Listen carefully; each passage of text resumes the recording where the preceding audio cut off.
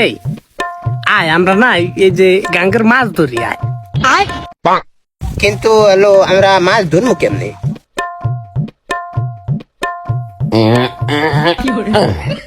এই যে খড়ি গেলাম না ওখানে যাইয়া সব পানি আমরা খাইয়ালাম, তারপর এবার যত মাছ পাম না এরপরে আমার নানিকে বাড়িতে আমি কটা মাছ দিব।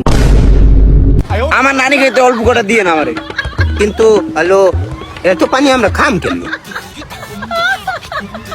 এ পানি দি কমে না।